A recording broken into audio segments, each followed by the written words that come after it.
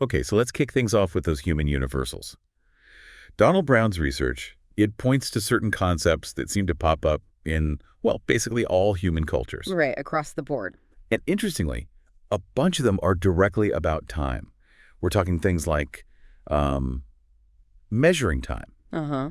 having rituals often tied to time, Mm-hmm. understanding time is cyclic. Like seasons or life cycles. Yeah, and having units of time, days, months, whatever. Mm-hmm. It's pretty amazing to think these aren't just like modern inventions. No, they seem fundamental, part of being human no matter where or when. So what does that universality, tell us? Well, what's really thought-provoking is that it suggests this basic human need to make sense of the world temporally, to structure it. Okay. The fact that all these different societies independently came up with ways to measure time, whether using, the sun and moon or more complex systems, Right. it points to this deep-seated drive for, order, predictability.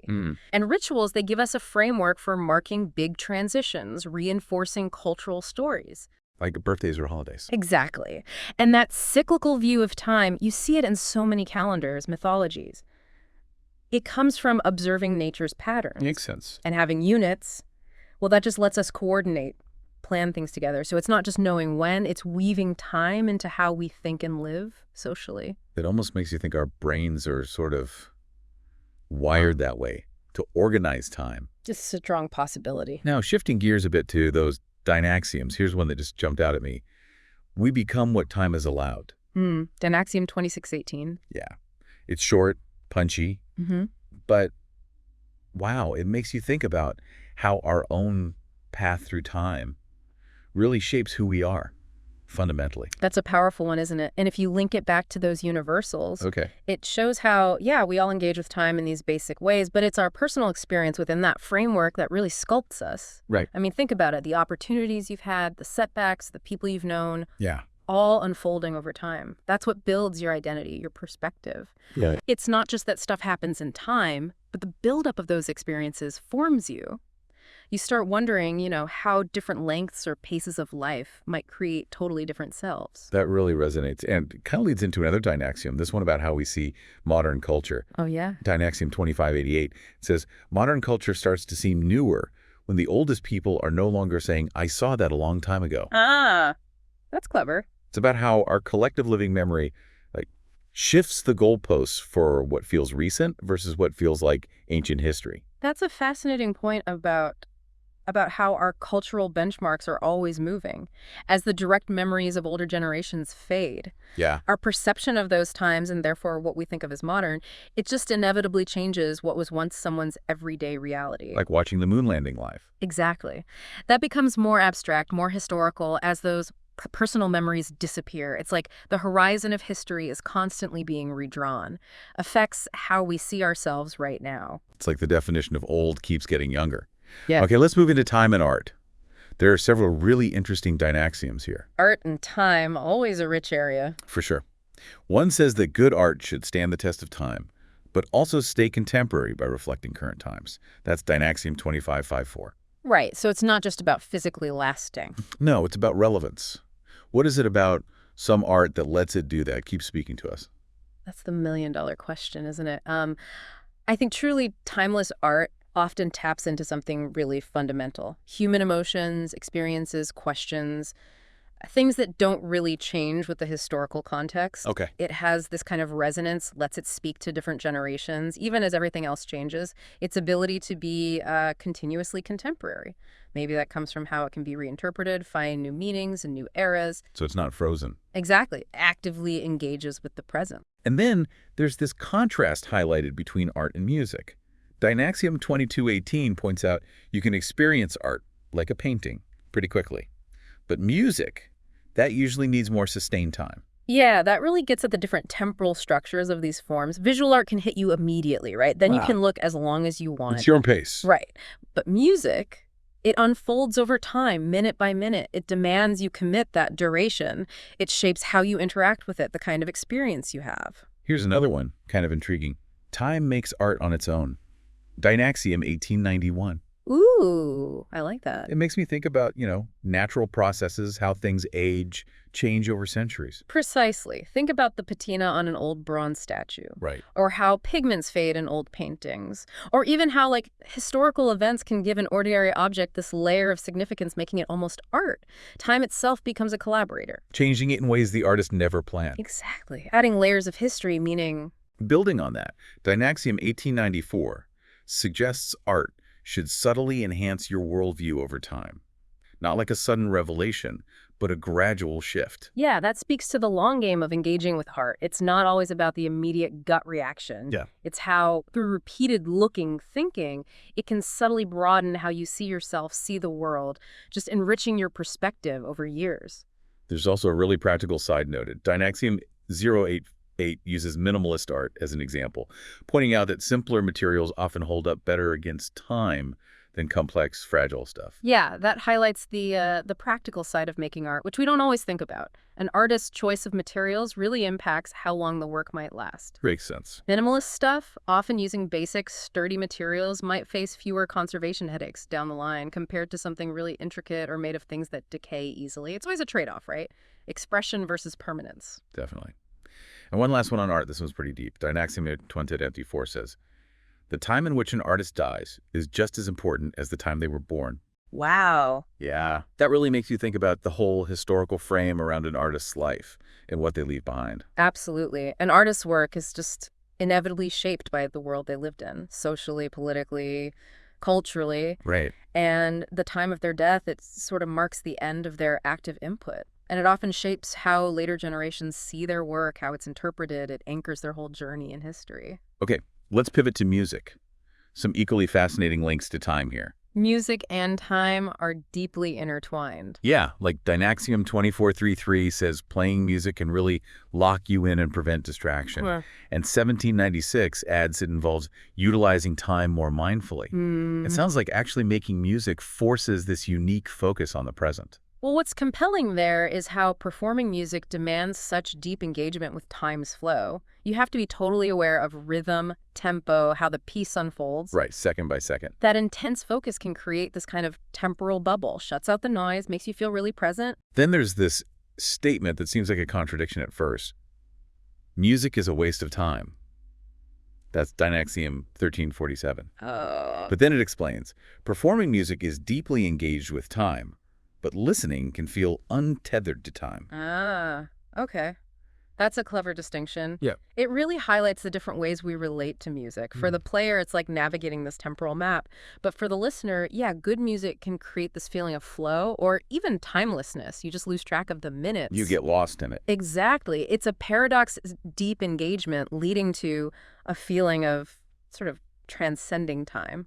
And right on that point, Dynaxiom 0204 just says, good music makes time transparent. Perfect. It suggests that when music really grabs you, you just stop noticing the clock. Yeah, exactly. The music is so absorbing, that framework of minutes and seconds just fades from your awareness. You're just there with the sound. Now, here's an interesting observation. Dynaxiom 1023 says, the music world often lags behind trends in the art world. That's perspective you don't often hear. It suggests maybe innovation and adopting new stuff happens at different speeds in those fields. Perhaps the established traditions, performance practices in music mean change happens a bit slower than in visual arts. Could be. And lastly, on music, Dynaxiom 0844 suggests playing music helps you reconnect with real time. Ah, circling back. Yeah, it seems to reinforce that idea of music grounding you right here, right now. Yeah, it backs up that idea that actively making music can be a powerful antidote to how fragmented and fast everything feels now. It gives you this direct line to the present through the demands of playing. Okay, let's dive into how subjective time can be. This is fascinating. We have several Dynaxioms that really hammer home that our perception isn't, like a clock. Right, it's slippery. Like time takes time in different ways. That's 2324. And needs rhythm to give it form. 2267. These sound poetic, but they hint at something real about how we feel duration. They really suggest time isn't this uniform thing flowing steadily. It's experienced as Fluid. variable. Depends on the situation, how we're feeling inside, the structures we put on it. Like rhythm. Yeah, rhythm gives it a framework, helps us organize the flow, break it down into chunks we can handle. How long something feels can change dramatically. based on this stuff. There's also this counterintuitive idea. Mhm. You don't always need to set aside time, and trying too hard to save it can actually lead to wasting it. That's Dynaxiom 2150. Ooh, that's a good one. A paradox. Yeah. It kind of speaks to how important it is to just engage fully with right now, always chasing efficiency, trying to save time for later. Ironically, that can make you feel detached from the present, like time's just slipping away unused. It suggests that maybe the best way to use time is just to be fully in whatever you're doing, not constantly trying to optimize it or bank it for the future. And then the really profound statement, time is a way of seeing. Dynaxiom 2000. Wow. It really makes you think, doesn't it? How our perspective just shapes our whole experience of time. It implies our understanding of time isn't just passive measurement, it's an active lens. How we see the world, what we believe, where we put our focus, that can fundamentally change how we perceive time passing, what it means to us. Dynaxiom 000605 elaborates on this. It points out how time can feel like it's moving at different speeds with different emotional flavors day to day, leading to this distortion of chronological time. Oh, absolutely. We've all felt that, right? Totally. Days that fly by, days that drag. Well, it really highlights the deeply subjective, emotional part of how we experience time. Our mood, how engaged we are, even just feeling tired or energetic. It can totally warp our sense of how fast or slow time's going, often completely different from the clock on the wall. And Dynaxiom 0833 adds that uncertainty can mess with it too. Make periods feel longer or shorter. That definitely rings true. Waiting for news feels like forever. Yeah, uncertainty brings in anticipation, often anxiety, and that can seriously distort our internal clock. When you don't know what's coming, your mind kind of fixates on the unknown, which can make time slow right down, or feel weirdly compressed if you're intensely waiting for something. And lastly, in this section, Dynaxiom 0801 gives us this really poetic image. The Earth is the second hand in our artificially metaphorical time universe. That's beautiful. Kind of humbling thinking about our place in it all. It's a wonderful way to put our everyday human experience of time into the context of, well, cosmic scales. Reminds us that our worries about minutes and hours are nested inside these much, much bigger cycles and rhythms. Gives you a bit of perspective. Let's talk about time, memory, and wisdom. Dynaxiom 0678 states, a memory is an interpretation of a point in time, not a record of it. Yes, that's crucial. It has pretty big implications for how we see our own past, right? Absolutely. Our memories, they aren't like videos we can just replay perfectly. Yep. No, they're reconstructions. They get filtered through who we are now, our current understanding, feelings, later experiences. Time acts like a selective editor. And our recollections often get shaped more by wanting a good story, making sense of things, than by strict factual recall. It means our past is kind of constantly being rewritten in light of our present. Wow. Okay. And then there's a simple but deep idea.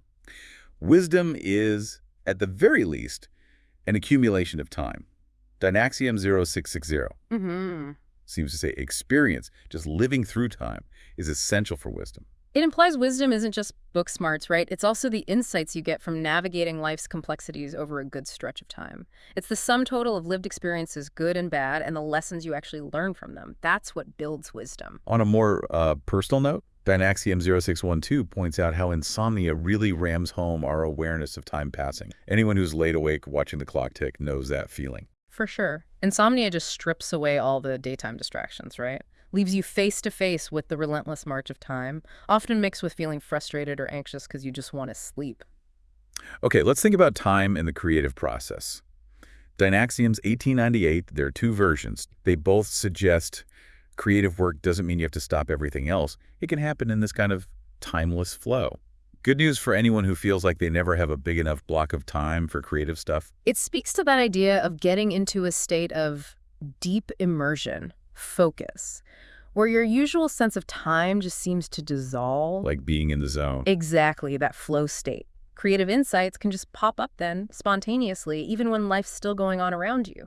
It challenges that idea that creativity needs these rigid, locked-off chunks of time. Dynaxiom 0673 brings up this really cool idea that creative people can be time-shifting, like exploring the past and being ahead of their time simultaneously. That's a fascinating way to think about artists, innovators. It suggests creative folks often pull inspiration from history, from what came before, but they're also imagining what could be. What's next? Their work can kind of bridge different time periods, offer new takes on the past while hinting at the future. They seem to operate outside linear time in their thinking. And Dynaxiom 047 notes the different ways photographers and painters engage with time.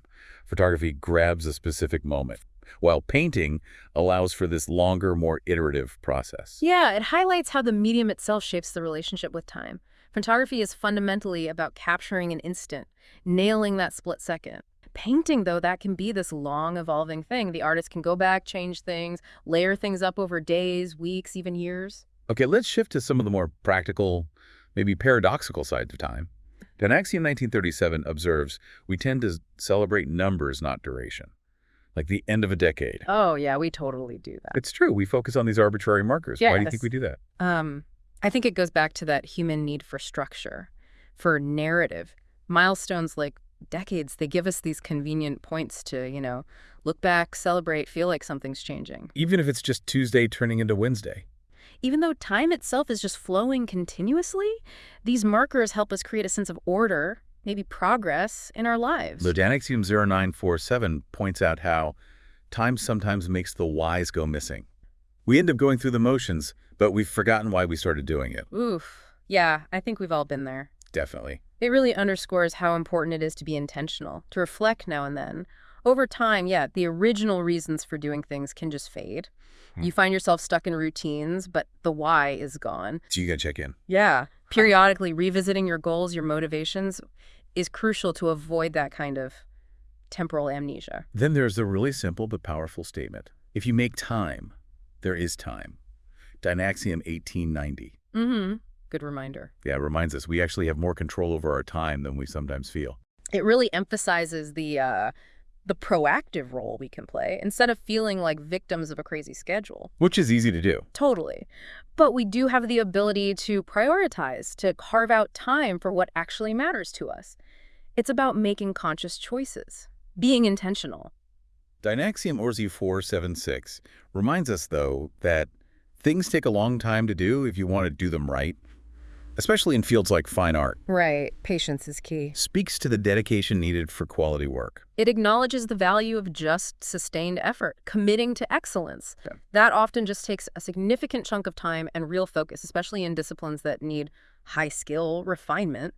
There aren't really any shortcuts to mastery, True. And then a totally contrasting poetic thought. Forever is not always a long time. Dynaxiom 0312. That is a bit of a head-scratcher. Right. It kind of plays with our idea of infinity, doesn't it? Suggests that even how we experience a concept like forever can change based on context, emotion, perspective. Like how? Well, maybe in a moment of intense joy or deep connection, forever might feel like it passes in an instant. But if you're suffering, forever can seem like this unbearable, endless stretch. Subjective again. Okay, final section. Time and perspective. Dynaxiom 0882 offers this really compelling metaphor. Time is a portrait, not a landscape. Ooh, I like that metaphor. What does that evoke for you? For me, it suggests time isn't this wide, objective view like looking at a whole landscape. It's more like a portrait-focused, subjective, capturing a specific feeling or moment. Yeah, I see that. It highlights the personal, individual nature of how we journey through time. Not a map, but a series of close-ups. Dynaxiom 27 uses Pluto exploration as an example of how technology limits what we can know and do, and how time passing is needed to develop better tech. Right, a practical constraint. Reminds us, our understanding of everything is constantly evolving as our tools get better. It really underscores how crucial tech advancement is for pushing boundaries. The time it takes to develop new telescopes, new probes, whatever, that directly shapes what we can explore, what we can understand.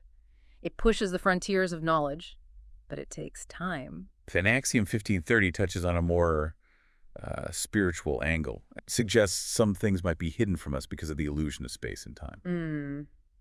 That viewpoint basically posits that our everyday understanding of space and time might be, well, limited, a perception that could be obscuring a deeper reality, maybe more interconnected. So going beyond that illusion. It could potentially lead to a more profound understanding. It's a different way of framing reality. Dynaxiom 1402 talks about eclipses, calls them a time for surrender to serendipity. But it also notes, they're totally predictable. Right, an interesting mix. Cosmic clockwork meets chance. Yeah. It highlights how even within these predictable events, like the exact timing of an eclipse, there's still room for the unexpected, for discovery, personal insights, just a sense of wonder. The rarity and the spectacle itself can create space for serendipity. Dynaxiom 1383 discusses reconstruction after some kind of collapse. It says the wisdom built into the tools in the process means rebuilding gets faster over time. That's a helpful perspective. Yeah, learning from setbacks, building resilience. It suggests that experience, accumulated knowledge, when it gets embedded into our systems or practices, that makes us better at recovering, rebuilding more efficiently next time.